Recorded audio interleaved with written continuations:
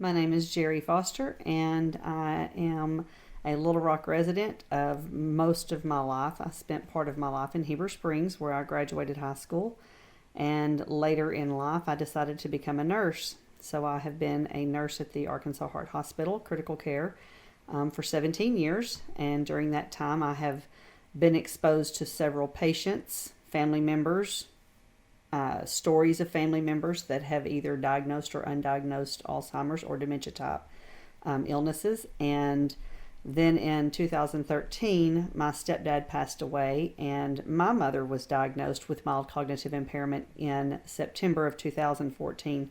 At her request, we got her tested because of her frequent forgetfulness. So she noticed that she was forgetting a lot that she didn't feel like she should be forgetting, and I, offered the evaluation, and she said, "Yeah, I think we should do that." And so we did. And like I said, in 2014, she was diagnosed with mild cognitive impairment, and then in February of 2016, it was upgraded to Alzheimer's dementia. Every time I would take her for her evaluations, they would do their little testing, their little small battery of tests there in the office.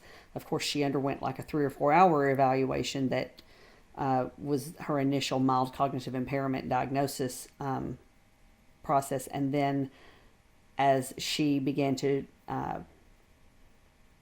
deteriorate in her ability to get her answers correct or follow the instructions of the in-office evaluations, the little quick testing, as those scores began to go down, that's when he made the switch to the Alzheimer's. So I think that depending on what their stability, how they stay stable throughout that question and answer session with their visits, I think that's where they make the adjustment of whether they're declining to the point of Alzheimer's or they can stay at that mild cognitive impairment.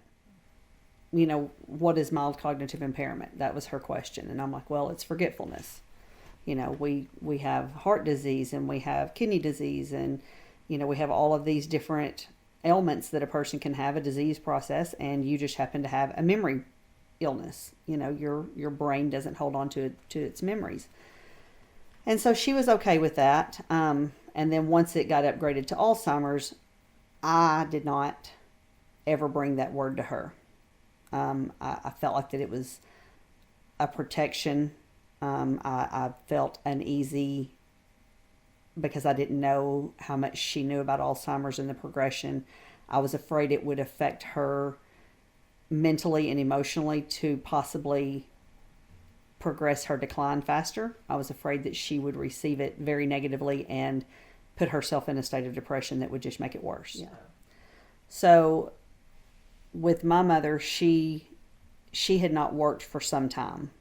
So she had a fairly stagnant lifestyle, very sedentary, very monotonous, not fulfilling, not anything that would spark the brain. And there were times when she would express to me a loneliness, a sadness, even though she was married, and even though she had family around, she wasn't fulfilled. She didn't, I don't think, had that feeling of purpose. And so I feel like that had a lot to do with the progression, the rate of progression. And from 2014 until 2017, she lived alone in her home in Heber Springs. She was still functional. She was still driving. She was still taking care of herself. She became sick. She had a little fall during that time when she was sick, and I made the decision that I was bringing her to Little Rock. I enticed her with moving down here with dancing. It worked. She was more than happy to move down here. She's 76. She'll be 77 in November. June, November. And so I moved her down here in, I think it was April of 2017. And I thought, like you, that it was more depression driven. And so I thought if I can get her out of that home and get her mind redirected into happy things, energetic things, things that gave her life. Down here, and we dance 4 to 5 nights a week at all different kinds of places. She does ballroom, Latin, swing, rock and roll, country, line dances. She dances with a variety of people. She has no idea what they're going to throw at her, but she just goes right along with whatever it is, and she follows just almost perfectly every time. And a lot of the people that are in my dance community, I've lost friends to Alzheimer's that's in my dance community. I've got several people. My mother has it. Her dance partner, as she calls him, has it. One of our very dear friends from Hot Springs has it, and she is still just an amazing dancer. And again, she just kind of sits there and she'll speak to you if you speak to her, but she's otherwise very silent and kind of withdrawn, so to speak. But you put her on the dance floor and it's like you just poured a can of Popeye spinach down her, and she just becomes this Energizer bunny, and she just goes crazy with it. And that's how my mom is. And I mean, she just will literally dance until at the end of the night she is exhausted. I mean, she's crumpling exhausted. And I feel bad, but she wouldn't have it any other way. If I tried to make her sit down, she would be furious with me. She's there to dance, and that's what she wants to do. She still can feed herself. She still can dress herself. She's not good at picking out appropriate, clothing for the event, the weather, matching. She can put on her makeup, but not very well. She can fix her hair, but not very well. And she's always been a diva. I mean, she is full-fledged diva. She's gotten to the point where she knows she has another daughter named Pam. She knows that her name is Pam, but she calls her frequently through the day, and it irritates her because she doesn't know who this person is calling her. She doesn't know why she's calling her. If she comes to the house, she kind of feels like she's supposed to love this person and have a connection with her, but she doesn't know why, and she doesn't recognize that that's the person that calls her all the time and that's her daughter until you say, and then she's like, oh yeah, I know who she is. But then 5 minutes later, she doesn't know who she is again. She voluntarily gave up her keys. I mean, she didn't give up the keys. She just quit driving. Keys went in her purse. She quit driving. No discussion, no event, just she does like to remind me on a regular basis that she's the mother and I'm the daughter. And I'm like, I understand that, but I'm the caregiver. Yeah. I'm the doer. I'm the one that's got to make sure all this happens. So we need to get a cycle and a process down so we make sure we get everything done safely and efficiently. So let's just go through this routine and we'll have it done that quick and we can go on about our way. The one thing that I find the most important is consistency. You have to have not, a hard, fast, militant routine, but you need to have familiarity in what you're doing. There has to be an expectation, and, she knows that I'm going to be there around a certain time. She knows that I'm going to help her get dressed, help her do her makeup, help her do her hair, take care of her dog. I'm going to give him his medicine. Her medicine's going to be waiting on her. She knows all these things that are going to happen. So you have to have some consistency and some expectations that she can rely, or that they can rely on. Light is very uplifting to her. The darker it is, the more depressed she seems to get, the more out of touch she becomes. It's not really a sundowners type thing. It's more a matter of, because, if I've experienced sundowners several times being the nurse at, in the hospital, and it doesn't have to particularly be dark for sundowners to hit. Yeah. And then the exercise, like I said earlier, we dance 4 nights a week. We go to different places. We go to Ward, Arkansas. We go to Hot Springs. We go to Bryant. We used to go to Conway till they closed the senior center dances down on Friday nights there. We're getting ready to go to it's called the Castle at Guy, Arkansas this weekend.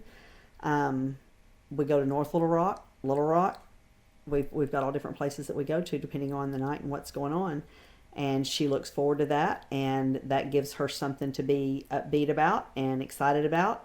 And so, that's something important to give them something to look forward to, I think.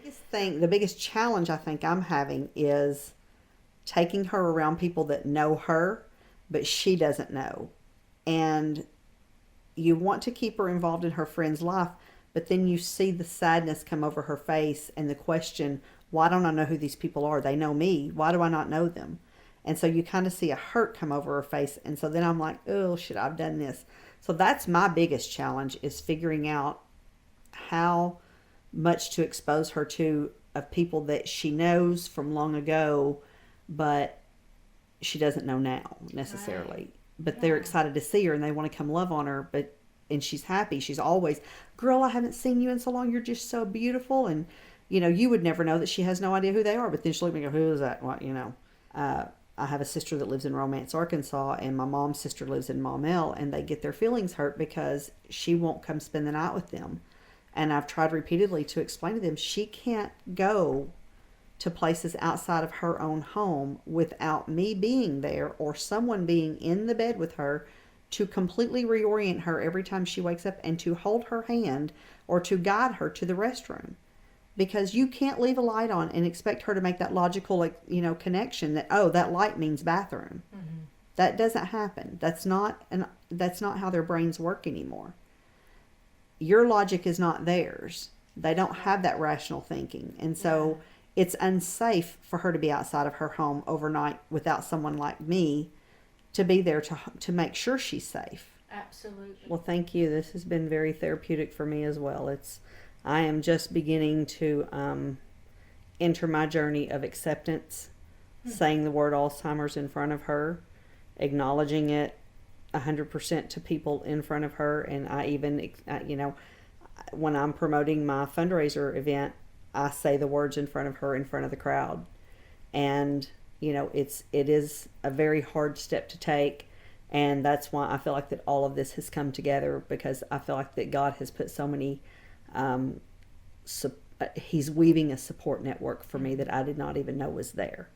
And so he's just kind of throwing me into the middle of it, and it's like a spider web just sticking to me, and whether I want the love and the support or not, I'm getting it. And I'm so appreciative of everybody that's reaching out and listening to me and letting me talk and letting me get this therapy.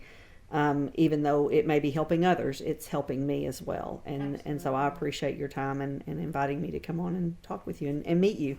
And I love your videos with your mom. And, like I told you earlier, they are so, I don't think you can even begin to have an understanding of how many people those touch and what that person can identify and give them a little bit of comfort through that and a laugh. Y'all have such a great